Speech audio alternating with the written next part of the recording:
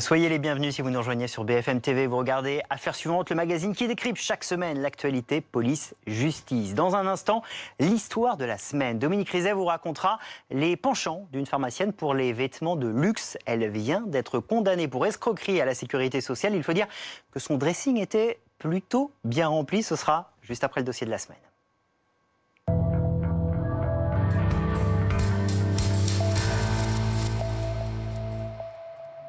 Patrick et Isabelle Balkany, de nouveau devant la justice. Leur procès en appel pour fraude fiscale a commencé ce mercredi. 94 jours que le maire de Levallois est en prison. Pour en sortir, il a visiblement décidé de changer de stratégie. Nouvel avocat, nouvelle manière de gérer sa communication. Mais dans sa tête, il y a toujours un objectif, être candidat au municipal de mars prochain. Et ça, même depuis la prison de la Santé. Alors tous les détails, ce sera dans un instant avec Dominique et avec nos invités. Mais d'abord, retour sur ces toutes dernières informations concernant Patrick Balkany avec Elisa Tran. Ça se passe très bien, vous savez, il suffit de dire les choses comme elles sont. Sa gouaille, Patrick Balkany semble l'avoir laissé aux portes de la prison. Désormais, l'élu des Hauts-de-Seine se fait discret. Il a perdu beaucoup de poids et selon sa femme, sa santé n'est pas au beau fixe. Jeudi, il a dû être hospitalisé. Mon mari a eu une tumeur à la colonne vertébrale qui a freiné donc une opération. Et depuis un certain nombre de mois, il souffre de douleurs épouvantables. Ce sont les responsables de la santé qui m'ont appelé pour me dire qu'il avait été transporté à l'hôpital. Patrick Balkany est incarcéré depuis le 13 septembre pour fraude fiscale et blanchiment aggravé. À la prison de la Santé, il sort peu de sa cellule, mais certains détenus l'auraient déjà surnommé papa. Ces 3 demandes de mise en liberté ont toutes été refusées. Le couple a fait appel de ces condamnations. Il est de nouveau jugé depuis mercredi dans le box. Petite victoire. Patrick Balkany est assis sur une chaise pour plus de confort. Comme ce qu'on avait demandé, la Cour a accepté de mettre au moins à disposition une chaise avec dossier. C'est quand même plus confortable qu'un banc en bois. Donc, au moins sur ce point-là, elle est bien installée. Absente lors du premier procès, désormais sur le banc des prévenus, Isabelle Balkany s'affiche combative aux côtés de son mari affaibli. C'est elle qui gère l'intérim à la mairie de Levallois. Mais Patrick Balkany n'est jamais loin des affaires. Sans attendre la décision du procès en appel, il a annoncé depuis sa cellule sa volonté de mener la liste de la majorité au municipal de mars. Et on va essayer d'aller dans les coulisses de ce nouveau procès, de la nouvelle stratégie de Patrick Balkany avec nos invités. Cécile Denré, bonjour. Vous êtes bonjour. Grand reporter BFM TV Police Justice. Jérémy Brossard, rédacteur en chef adjoint du service politique de BFM TV. D'abord, Cécile, vous suivez ce procès, cette affaire depuis ses débuts. Comment Patrick Balkany est apparu à la barre? C'est une info BFM TV, on l'a pris aujourd'hui. Il ne sera pas là lundi, il doit subir des examens sous anesthésie générale. Il est hospitalisé depuis jeudi. Est-ce que ça se voit? Oui, ça se voit, il a énormément changé, Patrick Balkany. D'une part, il a perdu 24 kilos, donc il est affaibli, et puis il est souffrant, c'est-à-dire que son visage était grimaçant. Quand on l'a vu entrer dans le box ce mercredi, il a expliqué à la barre qu'il a été opéré d'une tumeur au dos et qu'il souffre énormément des vertèbres. Il est obligé de prendre très régulièrement des anti-inflammatoires. Sa femme, d'ailleurs, Isabelle, a demandé au tribunal de pouvoir lui fournir un médicament durant l'audience. Et vous l'avez entendu dans le sujet qui vient d'être diffusé, ce dont il a été question en préambule dans ce procès mercredi, c'est qu'on puisse fournir à Patrick Balkany une chaise avec un dossier pour qu'il puisse être assis un tout petit peu confortablement eu égard à ses problèmes de santé. Il a été hospitalisé dans la foulée quasiment de cette audience, on l'a appris jeudi, parce qu'effectivement ça s'est un peu envenimé sa situation.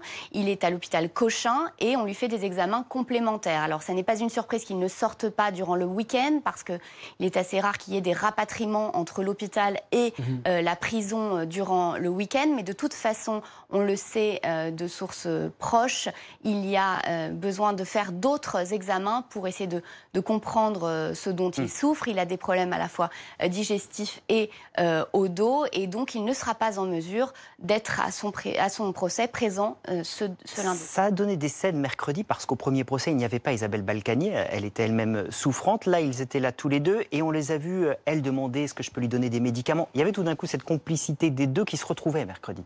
Oui, parce qu'effectivement, c'est la première fois qu'ils se retrouvaient ensemble pour faire face à leur juge. Elle était là pour l'accueillir, d'une part, quand il est entré dans cette salle d'audience. Elle était sur le banc des prévenus, au premier rang, mais lui est arrivé par le box. Mais néanmoins, ils se sont étreints. Elle l'a embrassé quand il est arrivé. Et effectivement, on voit bien qu'ils sont très complices et surtout très complices sur leur ligne de défense. C'était assez décousu, leur manière de prendre la parole à l'audience mercredi. Mais ils sont tout à fait fidèles à ce qu'ils disent depuis le début dans cette affaire. Ils affirment qu'ils ont certes pas déclaré toute leur fortune au fisc, mais qu'ils n'ont jamais fait de l'évasion fiscale au sens propre parce qu'ils n'ont pas mis de revenus en Suisse et que c'était uniquement de l'héritage familial. Et pour eux, c'est leur système de défense depuis le début. C'est leur version de toujours. Hein. Qu'est-ce que ça va changer, Cécile, un procès hors sa présence, sans lui? C'est son avocat qui va répondre à sa place? Oui, c'est son avocat qui va répondre à sa place. Le procès peut totalement se tenir en son absence. Et on l'a vu, lors du premier procès, Isabelle n'était pas là. Elle a néanmoins été jugée et condamnée en son absence. Maintenant, l'avocat, il peut aussi réclamer que la justice diffère, renvoie le procès pour qu'effectivement il soit présent pour se défendre, mais ça sera au juge d'en décider. Un procès peut se tenir en l'absence du principal prévenu, surtout dans un cas comme celui-ci, quand il a été moult fois entendu, finalement, son système de défense ne changera pas. Donc voilà, ça peut se tenir comme ça peut être renvoyé, ça sera au bon vouloir des magistrats. Jérémy, il y a évidemment les problèmes de santé et puis il y a plus que cela. Dans la communication du couple Balkany, on se souvient du premier procès où Isabelle sur le marché faisait le show, appelait Patrick Balkany, allait voir. Là, on sent que ça a un peu changé. On est loin de l'homme de gouaille qui allait au clash, en fait. Oui, sans doute un peu par stratégie, aussi parce qu'effectivement, il y a des problèmes de santé. Cécile le disait à l'instant, il est diminué, affaibli, et forcément, à 71 ans, il ne peut pas forcément afficher la même assurance, la même gouaille, même s'il reste évidemment le même. Au fond de lui, cet homme politique qui semble un peu sorti d'un autre temps, élu pour la première fois en 1983 à Levallois-Perret, qui a transformé complètement cette cité à l'époque industrielle, bastion communiste, à coups de programmes immobiliers pour faire des bureaux, pour faire des quartiers résidentiels, et qui, avec cette politique et une forme de clientélisme, disent notamment ses opposants politiques, a réussi à régner, le mot n'est pas trop fort, à régner sur Levallois-Perret depuis 1983. D'ailleurs, quand vous dites règne, pardon Dominique, ça nous amène à ce qui quand même est, j'allais dire, truculent dans cette histoire, c'est cette annonce de candidature ou pas, vous allez nous donner les détails, de Patrick Balkany depuis sa cellule au téléphone avec Isabelle en plein conseil municipal. Oui, alors en fait on est le 2 novembre dernier, on est à la mairie de Levallois effectivement, et Patrick Balkany annonce qu'il a l'intention, on s'en doutait un petit peu, mais annonce formellement qu'il a l'intention de se représenter pour un 6e mandat, donc pour les prochaines municipales qui auront lieu en mars 2020. Il y a un débat, une petite polémique sur la façon dont ça s'est déroulé. Est-ce que, comme le racontent certains observateurs, c'est Patrick Balkany lui-même qui l'a annoncé par haut-parleur, alors que Isabelle Balkany l'avait au téléphone depuis sa cellule de la santé. Elle, Isabelle Balkany, explique que ça ne s'est pas passé dans ces conditions-là, qu'elle l'avait eu un peu plus tôt au téléphone et qu'il lui avait dit qu'il souhaitait se représenter. En tout cas, ça c'est une question de forme. Sur le fond, l'intention reste la même, c'est-à-dire de briguer un 6e mandat, même s'il est toujours incarcéré à la santé. Jérémy, vous qui connaissez tous les politiques, au-delà du procès, au-delà du cas Balkany, est-ce que c'est un message à tous les politiques qui est passé par la justice? Plus personne n'est intouchable. En tout cas, dans les décisions prises par la justice dans le premier procès, je parle sous le contrôle de Cécile, il y avait cette idée notamment d'entorse au pacte républicain, à l'exemplarité d'une certaine manière. Et c'est vrai que de ce point de vue-là, le parcours de Patrick Balkany a été semé de condamnations. Il y a eu une petite interruption à la tête de Levallois-Perret entre 1995 et 2001. Il avait à l'époque été condamné pour prise illégale d'intérêt. Déjà à l'époque, on lui avait reproché, la justice lui avait reproché d'utiliser finalement des personnels de la mairie à son propre compte personnel, des personnels qu'il employait dans son appartement à Paris et dans leur maison, leur résidence secondaire. Cécile, 2 questions rapides. 1, pourquoi avoir changé d'avocat? C'était Maître Dupond-Moretti, ce n'est plus Maître Dupond-Moretti. Et est-ce qu'il y a une stratégie différente, vous, est-ce que vous la percevez? Ce qui est différent, en tout cas, pour l'instant, c'est que c'est davantage les Balkany qui sont mis en avant que l'avocat. Romain Dieudonné est quelqu'un qui est un pénaliste assuré, réputé, qui a de l'expérience, mais jamais dans un dossier médiatique tel que celui-ci. Et donc, c'est davantage Isabelle Balkany qui tient sa communication. Et sans doute que le choix de changer d'avocat, il est en partie lié à ça, à cette stratégie de communication. Isabelle Balkany, elle a fait savoir aussi qu'il y avait une question financière. Le cabinet Dupond-Moretti, visiblement, avait des tarifs qui ne leur correspondaient plus. Et puis, il y avait une volonté d'avoir les mains libres sur la communication. Sans doute que ses anciens avocats lui donnaient des conseils qu'elle n'avait pas forcément envie de suivre. Romain Dieudonné, c'est quelqu'un qui n'apparaît pas dans ce dossier pour la toute première fois. Il faut savoir qu'il était là depuis le début, puisqu'il était dans le cabinet de l'avocat historique des Balkany, le cabinet Lafarge. Il connaît très très bien le dossier et c'est quelqu'un qui, à la barre en tout cas, montre qu'il a de l'expérience et qui est tout à fait à même de les défendre. Merci beaucoup à vous deux. On continuera évidemment sur BFM TV à suivre, grâce à vous Cécile, le volet judiciaire, grâce à vous Jérémy, le volet politique, et c'est municipal depuis une cellule, ce qui est quand même assez inédit. Merci beaucoup à vous deux d'avoir été venus sur le plateau d'Affaires suivantes. Tout de suite, c'est l'histoire de la semaine.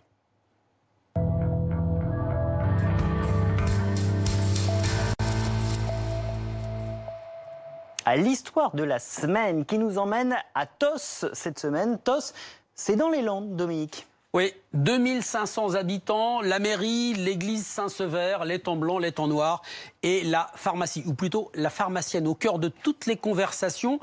Après la révélation d'un scandale incroyable mais vrai, la pharmacienne de Tos était jugée lundi pour avoir détourné, écoutez bien, 740 000 € au profit des organismes d'assurance maladie. Le mobile, eh bien, la pharmacienne a expliqué au tribunal qu'elle avait acheté cette pharmacie beaucoup trop chère, bien plus qu'elle ne valait, et qu'elle avait du mal donc à rembourser ses échéances mensuelles. L'arnaque, eh bien, depuis 2013 et son installation dans la ville de Tos, la pharmacienne annulait les factures puis renvoyait les ordonnances en double à la sécurité sociale. C'est la plainte d'un client en 2016, un ancien militaire, suivi d'une enquête de la caisse primaire d'assurance maladie qui a permis de découvrir l'affaire. La vérité, eh bien, la vérité, c'est que si effectivement une grande partie de l'argent détourné a servi à rembourser les mensualités de la pharmacie, qui a d'ailleurs pris de la valeur, puisque le chiffre d'affaires a augmenté de 55%. Il a même bondi de 55%. Eh bien, une autre partie de l'argent détourné, environ 100 000 €, a servi à la pharmacienne à s'acheter des vêtements de luxe et autres atours. Pour information, on va peut-être rappeler que le déficit prévu de la sécurité sociale en 2019 est estimé entre 1,7 et 4,4 milliards d'euros. La sanction, eh bien, la sanction, elle est tombée. Le tribunal a jugé la prévenue lundi. Elle a reconnu les faits. Lors de l'audience, le parquet a requis 2 ans de prison aménageable. Ça veut dire contrôle judiciaire, ça veut dire bracelet électronique, 10 000 € d'amende, l'obligation d'indemniser les victimes et l'interdiction, c'est évident, de gérer à l'avenir une pharmacie. Donc, jugement mis en délibéré.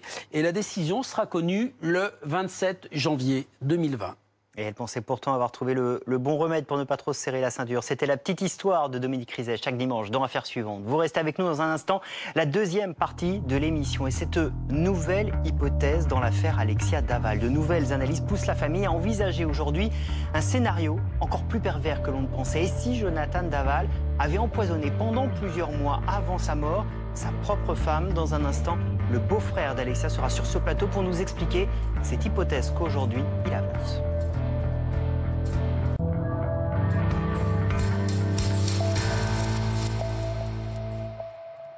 Soyez les bienvenus si vous nous rejoignez sur BFM TV. Vous regardez Affaires suivantes, le magazine qui décrypte chaque semaine l'actualité police-justice. Et dans un instant, ces analyses sanguines qui relancent le scénario de la mort d'Alexia Daval. Des traces de médicaments retrouvés dans son corps, des médicaments qu'elle aurait pris à son insu, selon ses proches. Son mari a-t-il tenté de l'empoisonner avant de la tuer le 27 octobre 2017 ?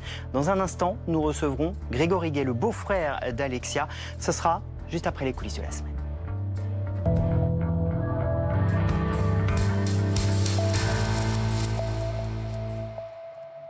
C'est ce qu'on appelle un cold case, un dossier froid en bon français, un dossier non élucidé sur lequel les enquêteurs n'ont plus aucune piste. C'était jusque-là le cas du dossier Virginie Raymond, cette adolescente de 16 ans tuée de 14 coups de couteau chez elle à Besançon. C'était en 1987. Eh bien, 32 ans après, la police judiciaire de Besançon vient de lancer un nouvel appel à témoins, nouvelle hypothèse, nouvel espoir. La vérité peut-elle vraiment être découverte 32 ans après les faits?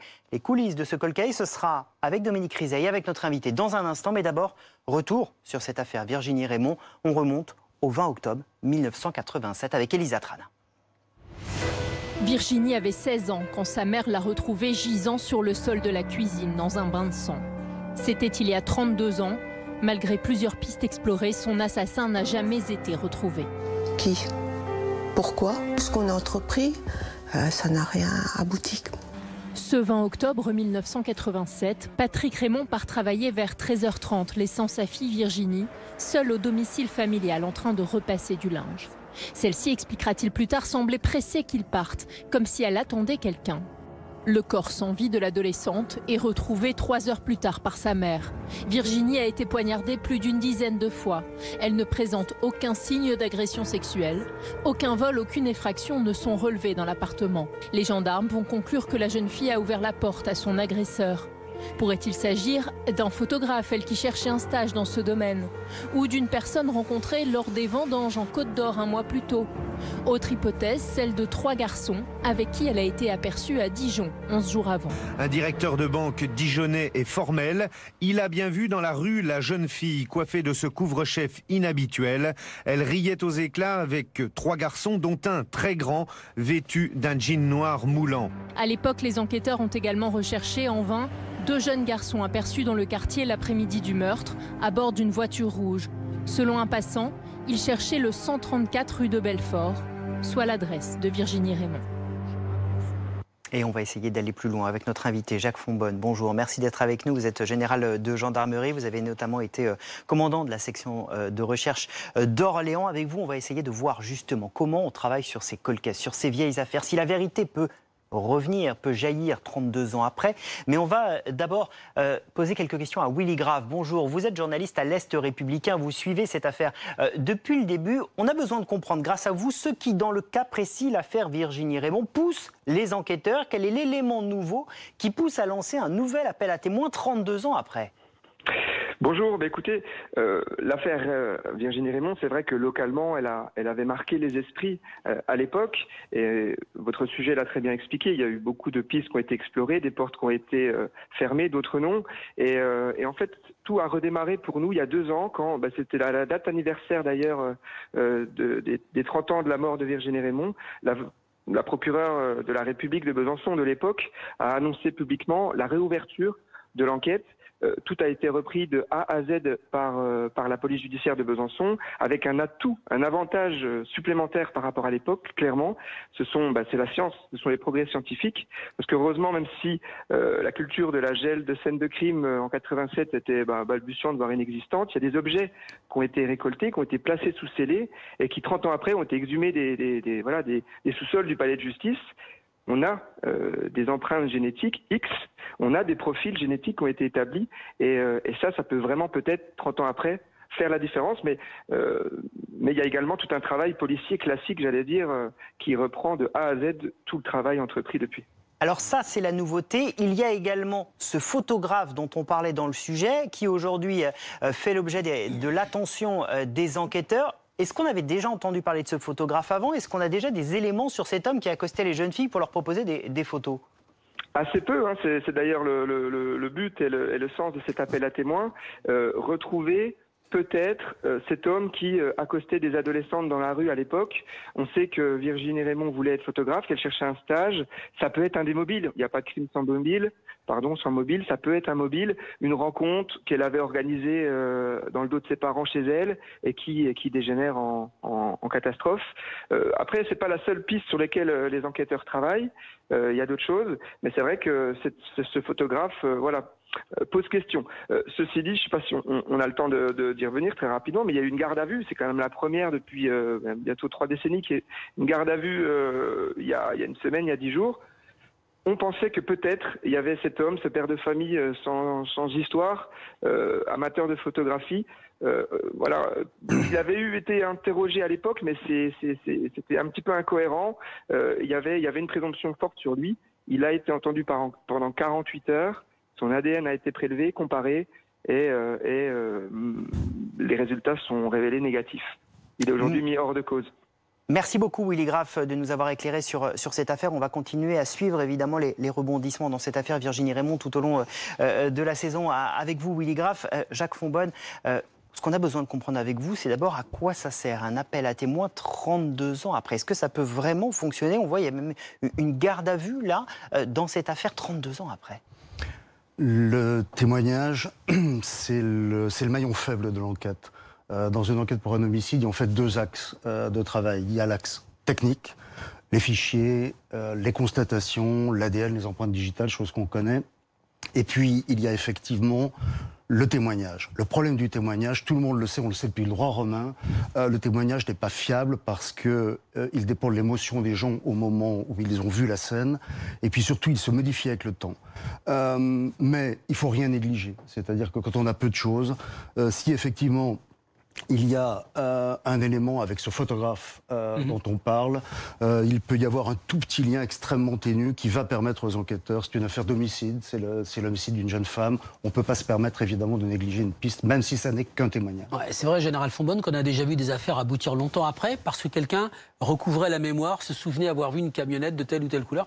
Ce qui m'étonne toujours, c'est comment est-ce que cette personne ne s'est pas manifestée tout de suite en disant « j'ai vu ça ». Pourquoi est-ce qu'on retrouve des témoins, et des témoins authentiques, qui disent des choses importantes 10 ans, 12 ans après?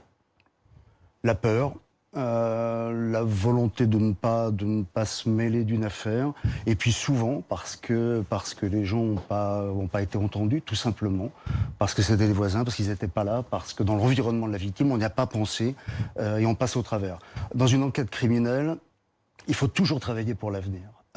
Par exemple, il y a un exemple qui est frappant, c'est ce qu'on appelle le PV négatif. C'est-à-dire qu'on va faire des vérifications, mais on va voir une voisine qui n'a rien à dire et on ne fait pas de pièce de procédure.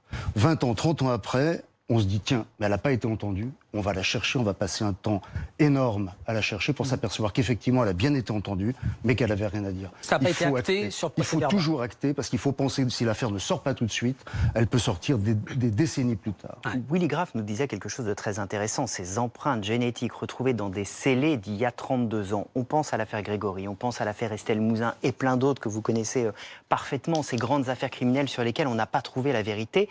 Aujourd'hui, cette science scientifique, elle peut remonter dans le temps, je veux dire, elle est rétroactive. Absolument. J'ai eu une affaire à la section des recherches d'Orléans qui était l'affaire de la petite disparue, l'autoroute A10. Vous voulez en parler? En 87, c'est la même année, les gendarmes avaient eu c'est même pas un réflexe, c'est presque une prescience, parce qu'en 87, c'est le Moyen-Âge de la police technique et scientifique. Ils avaient eu cette prescience de prélever une couverture. On ne savait pas à l'époque faire l'ADN avec aussi peu de matériel génétique. Et puis, il y a 2 ans, il y a eu une bagarre dans un bistrot. Les protagonistes ont été soumis au prélèvement d'ADN avec le nouveau fichier, le FNAG, le fichier national des empreintes génétiques. Il y a eu une interrogation, il y a eu un match, et on a retrouvé effectivement une personne qui avait 3 ans au moment des faits. Les enquêteurs n'ont pas compris.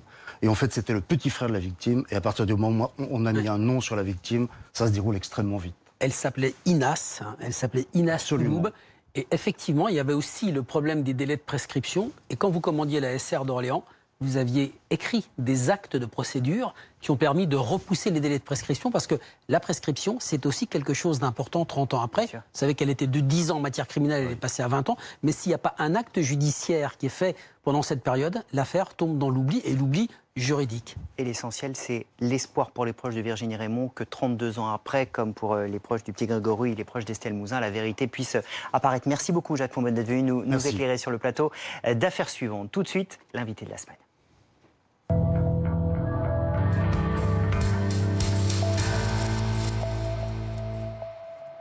Combien de mystères encore dans l'affaire Alexia Daval? Une nouvelle hypothèse est avancée aujourd'hui par les proches de la jeune femme, celle d'un empoisonnement à petit feu d'Alexia par son propre mari. Et si Jonathan Daval avait prémédité un empoisonnement d'Alexia avant de la tuer le 27 octobre 2017. Sur quoi se fonde cette hypothèse? Peut-elle être prise en compte par la justice? Que changerait-elle? Les réponses sur ce plateau dans un instant de Grégory Guillet, le beau-frère d'Alexia. Mais d'abord, où en est-on dans ce dossier? Aujourd'hui, les réponses avec Elisa Tran. Les Français ont découvert le visage en larmes de Jonathan Daval en novembre 2017, lors de cette marche en hommage à son épouse Alexia, retrouvée morte une semaine plus tôt. L'homme de 35 ans apparaît alors abattu et très proche de ses beaux-parents. L'informaticien est finalement confondu 3 mois plus tard, avoue le meurtre de sa femme, se rétracte, puis en décembre 2018, confronté à la mère d'Alexia, il craque. On se bat depuis 1 an contre des monstruosités, des mensonges invraisemblables. Et là, il dit la vérité. Selon son récit, le soir du 27 octobre 2017, Jonathan refuse d'avoir un rapport sexuel avec son épouse, elle qui rêvait d'avoir un enfant. S'ensuit une violente dispute. Il frappe la jeune femme à plusieurs reprises et finit par l'étrangler, puis transporte son corps dans cette forêt voisine.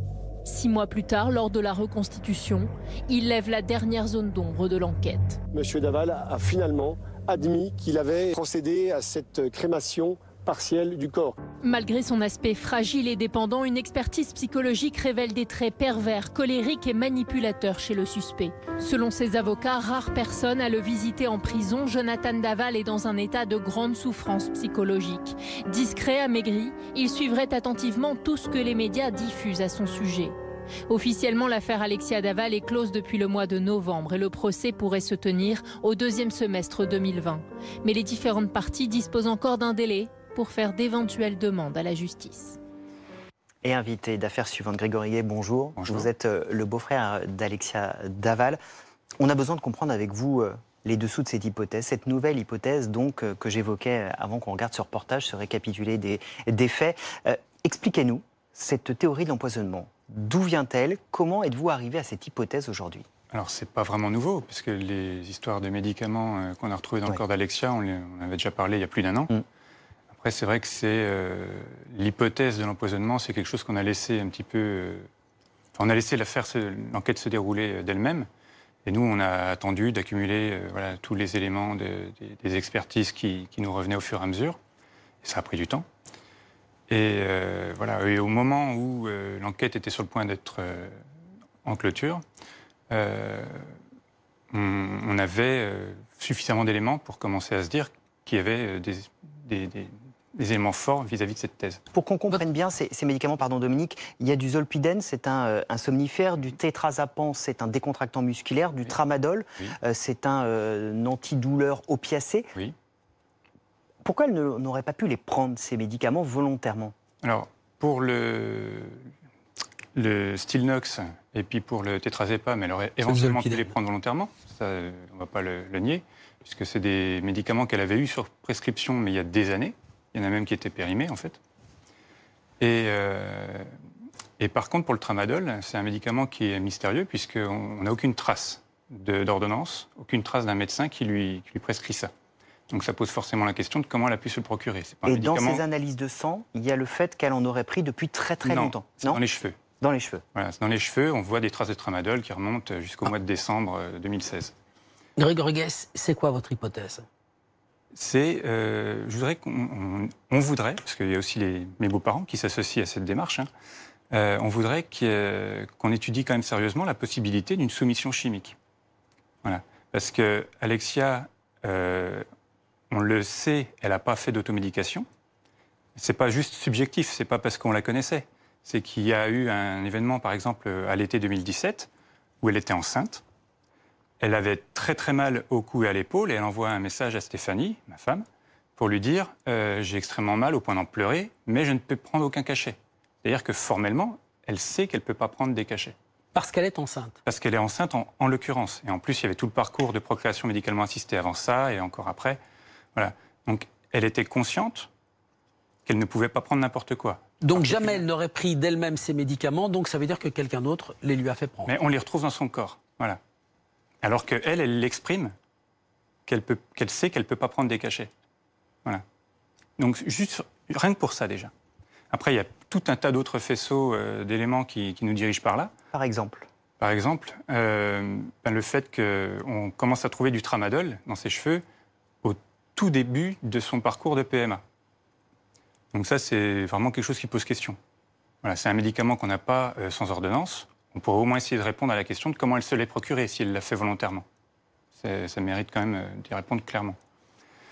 Et puis, autre exemple, le vendredi matin, le dernier matin de sa vie, elle a eu des malaises. Elle se sentait mal. Elle l'a exprimé via des SMS, à Jonathan en particulier.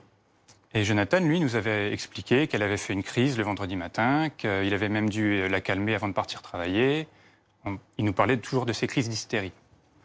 Sauf que quand on regarde ses recherches Internet entre 8h et 9h le matin, elle n'est pas vraiment en état de crise d'hystérie. Elle est en train de chercher ce qui a pu la rendre malade. C'est-à-dire qu'elle cherche les intoxications, enfin les effets secondaires suite à la bête-goji. C'est un complément alimentaire ou quelque chose comme ça qui est tout à fait anodin. Donc elle se pose la question de ce qui peut la rendre malade. Mais elle ne se pose pas la question de si c'est un médicament. Elle ne va pas faire des recherches sur un médicament. Et Jonathan nous décrivait un comportement hystérique. Et là aussi, on n'y trouve aucune preuve de cette hystérie. Voilà. Je voudrais qu'on se reconcentre en fait sur les faits. Donc, il n'y a que Jonathan qui nous parle de crise d'hystérie, de violence. Et on n'a aucune preuve d'hystérie et de violence. Quel aurait été l'intérêt de Jonathan Daval à donner ces médicaments à son insu à Alexia? C'est purement spéculatif, je ne vais pas... Bien sûr. Mais quel est votre scénario? Puisque, évidemment, c'est spéculatif et on ne fait pas de la justice. C'est l'hypothèse à laquelle vous réfléchissez. Notre hypothèse, c'est de se dire qu'il a essayé de l'empoisonner à petit feu. Depuis qu'ils ont vraiment commencé le parcours de PMA, on sait que le fait d'avoir un enfant, c'est peut-être pas quelque chose qui avait l'air de l'intéresser beaucoup, parce qu'il ne se présentait jamais au rendez-vous pour le parcours de PMA. Il était très passif vis-à-vis de tout ça. Voilà, donc on se pose des questions. Et puis, dernier élément quand même important aussi, c'est que le soir de sa mort, lui nous déclare qu'ils sont rentrés et que très vite, elle est venue lui demander un rapport sexuel, il a refusé, et c'est ce qui a déclenché la bagarre. Mais il y a quand même un gros défaut dans cette version, puisque dans le sang et dans les liquides gastriques d'Alexia, on retrouve des traces de Stilnox, le somnifère, et qui aurait été pris au moins 1 heure avant le décès. Donc c'est-à-dire qu'entre le moment où se déclenche la bagarre, il se passe quelques minutes avant qu'elle meure. Il faudra quand même qu'on nous explique sérieusement comment elle a pu ingérer du Stilnox, et d'autant plus qu'on n'ingère pas un somnifère avant d'aller demander un rapport sexuel. Alors sur le fond du dossier, ça ne change pas grand-chose, même s'il y a une tentative d'empoisonnement, ça ne change pas grand-chose, puisque ça ne serait qu'une tentative, enfin pardon de le dire comme ça, et au regard de ce qui s'est passé, la mort d'Alexia, ça ne change pas grand-chose. Vous voulez quand même qu'on pose ces questions à Jonathan Daval? Oui, non mais, à Jonathan. Que le juge le fasse. Jonathan Daval, j'attends plus grand-chose de lui. On sait qu'il ment, on sait qu'il faut toujours lui tirer les verres du nez, et puis c'est très compliqué. Et il va rester probablement dans un état de mutisme au cours du procès. Ça, je ne me fais pas trop d'illusions là-dessus. Mais par contre, moi, je veux qu'on s'attache aux faits. Voilà. On a des expertises, il y en a énormément qui ont été menées. Ça, c'est vrai. On a, entre guillemets, cette chance-là. Et ça veut dire qu'on a aussi autant d'éléments factuels qui contredisent sa version des faits et qui nous dirige aussi vers un potentiel empoisonnement. On a eu l'avocat. J'allais vous le dire. Comment réagit-on du côté de Jonathan Daval? On a réussi à joindre ce matin l'avocat de Jonathan Daval, Randall Schwerdorfer, qui nous a dit, pour l'instant, c'est un scénario qui est sorti ex nihilo. Pendant 2 ans, 2 ans d'instruction, jamais cette hypothèse n'a été envisagée. Elle a même été écartée par le procureur de Besançon, celui de Vesoul. Et il nous dit, il faut préciser. Donc si on nous demande, on ne s'opposera pas. Si la défense demande des investigations complémentaires, on ne s'y opposera pas. Donc c'est-à-dire que la défense de Jonathan Daval nous encourage. Vous encourage, donc encourage à ce que les questions soient posées. Dernière chose, je voudrais quand même qu'on précise, parce que c'est important.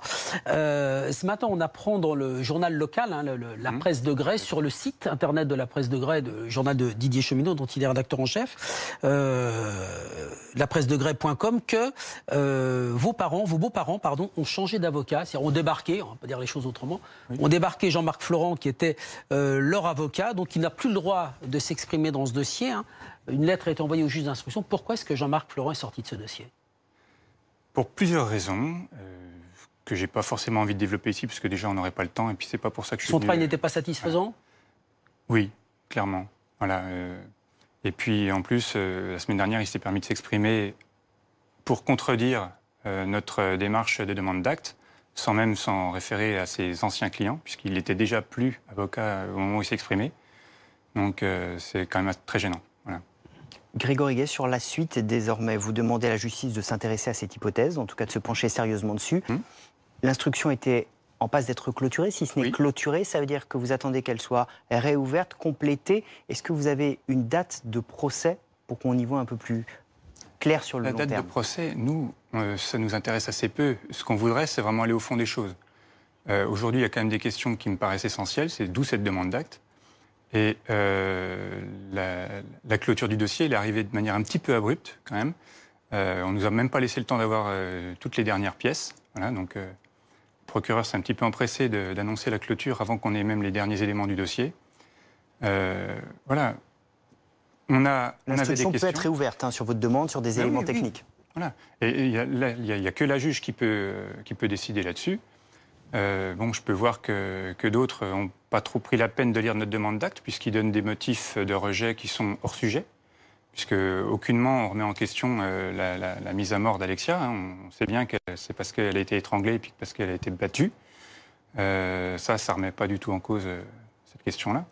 Par contre, il y a quand même des éléments forts qui tendent à penser qu'Alexia, elle avait été sous l'effet d'un somnifère au moment où elle a été battue. Donc déjà, ça soulève quand même des questions importantes. Et puis, les présences des molécules qu'on trouve dans son corps, à des moments bien particuliers, comme je le disais pendant la grossesse, on voit cette dose de médicaments augmenter, et ça soulève question. Un dernier mot, pour conclure, vous nous dites le procès, on ne l'attend pas plus que ça. Pourquoi? Parce que vous n'attendez plus rien de Jonathan Daval? Oui, il nous a déjà largement prouvé qu'il passait son temps à mentir. On rappelle qu'il vous a accusé dans cette affaire. Oui. Mais j'attends plus rien de lui. Moi, je me base sur les faits. Voilà. Et sur les faits, on a des questions. Merci beaucoup, Grégory Guay, d'être venu sur le plateau d'Affaires suivantes, relayer ces questions que vous posez et cette hypothèse aujourd'hui sur laquelle vous voulez que la justice travaille. Merci beaucoup d'être venu. Dominique, on se donne rendez-vous évidemment dimanche prochain. On vous souhaite un 22 décembre. 22 décembre. Et d'ici là, on vous souhaite un bon dimanche sur BFM TV.